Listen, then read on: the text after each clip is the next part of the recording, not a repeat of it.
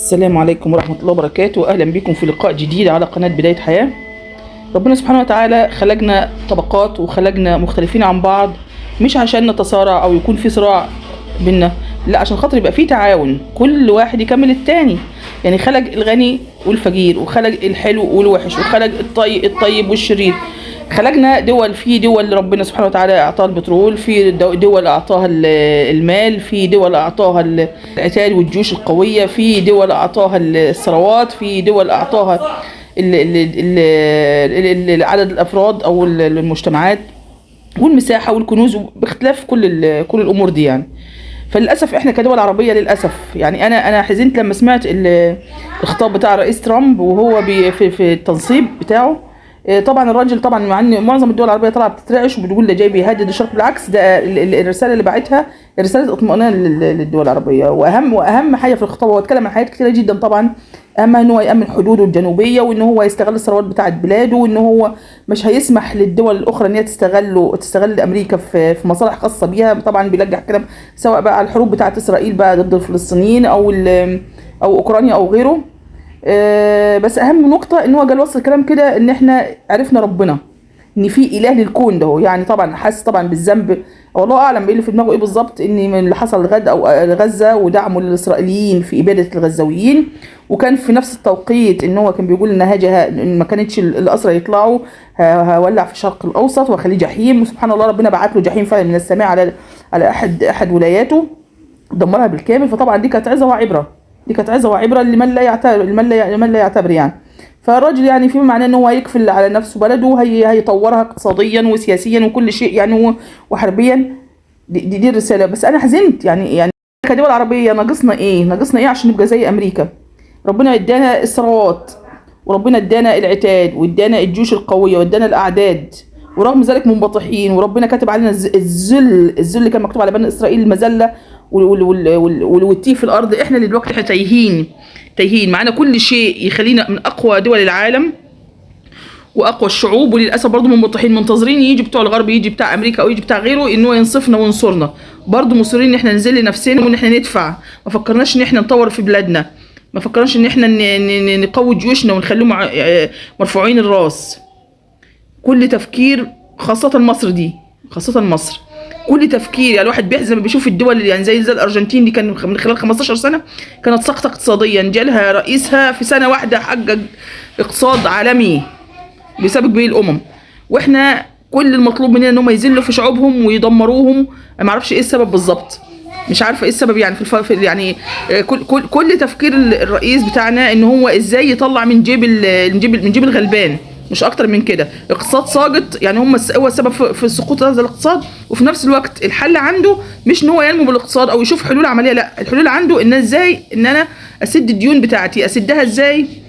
ان انا ادور في جيب الغلبان، اطلع بقى افرض ضرايب على ما اعرفش اللي هيتجوز واللي هيتطلق واللي ما اعرفش يشتري بيت واللي شايل فلوس في البنوك. وسمعنا الحادثه بتاعت احمد ابو زيد، الولد اليوتيوبر اللي هو راح يسحب الدولارات بتاعته.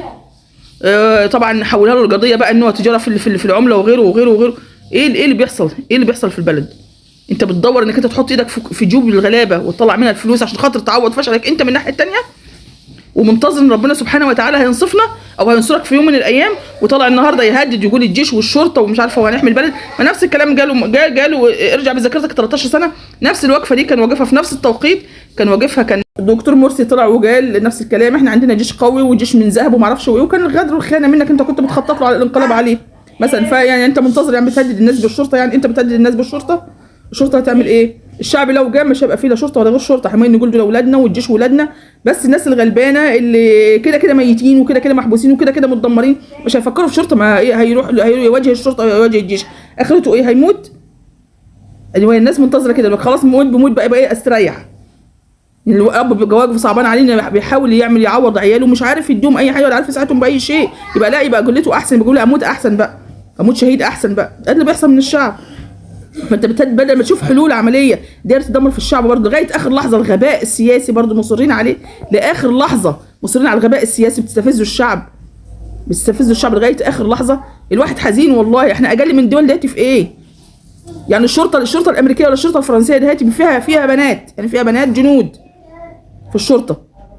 ورغم ذلك في امن وفي امان. هو في ايه بالظبط؟ في ايه بالظبط؟ الشرطه الامريكيه او الشرطه الفرنسيه او اي شرطه من دول الغرب فيها بنات، وفي مجرمين عندهم، مش هنقول الدنيا وردي، ورغم ذلك في عداله، في تطبيق عداله، في تطبيق عداله. لكن احنا ليه؟ ايه المشكله ان يكون عندنا شرطه محترمه، ناس مثقفين وناس متعلمين ويتعاملوا مع الجمهور، حتى لو انسان مش كويس، حتى لو انسان فاسد، يتعاملوا بادميه، كانسان مش كمجرم او خارج على القانون. خد حقك وادي له حقه، لكن ما تظلموهوش مجرد انتوا مش انتوا عيله القوم والكلمه بتاعت المجتمع يعني، والناس والتانيين ولاد ميتين كلب يعني. ما ينفعش الكلام ده. اهو ده مش ليهم ناس، ليهم ناس برضه. طول ما في ظلم في البلد هيبقى، طول ما يبقى في اجرام وطول ما في ارهاب مش هنقف. مش النزيف ده مش هيقف طبعا، مش هيقف. والدول العربيه اللي بتدعم الثورات المضاده دهياتي، يعني دوله زي الامارات دهياتي. طب احنا عندنا في مصر هنا في ظلم وفي اقتصاد بايظ وفي مفيش عداله ومفيش قوانين ومفيش اي شيء، ظلم في ظلم في ظلم. لكن انتوا دول ما شاء الله. اتفاجئت ان كنتوا مساحتكم كلها 83 كيلو متر مربع، يعني زي اي مدينه في مصر هنا، اقل مدينه عندنا في مصر هنا، وعددكم 10 مليون. عددكم 10 مليون، يعني انت عندكم بتعوموا على بئر من الذهب الاسود، من البترول، ما شاء الله. يعني ناس اغنياء واثرياء خايفين. انت عامل ثوره مضاده ليه ضد مصر وضد سوريا وضد هنا وضد هنا؟ خايف من ايه؟ هو انت عمرك ما في حد هيطلع عليك بثوره.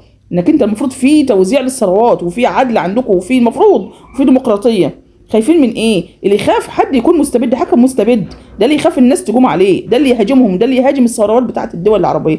لكن انت كدوله كامارات او كالسعوديه، طب السعوديه فيها شويه ظلم من الناحيه القانونيه، اسمع ان فيها ظلم كتير وفيها استبداد كتير. لكن انتوا كدوله زي الامارات دي، ليه انتوا المتبنيين في الشرق الاوسط حته الظلم للدول العربيه؟ ليه ده كل انا افهم، بس نفسي حد يجاوبني والله العظيم بجد، يعني نفسي حد يجاوبني. اما حته ان ثوره ومش ثوره دهاتي، ان شاء الله باذن الله ربنا، ومهما طال الليل لابد لليل ان ينجلي، لابد ان يشرق الصباح في يوم من الايام. بس المهم ان يبقى فيه بعد كده بقى تخطيط كويس لاداره البلاد وخروجنا من الازمه اللي احنا فيها دهيات، ووقف نزيف الدماء، نزيف الدم اللي الشعب المصري بينزفه كل يوم، اللي ملوش حل ده. اهو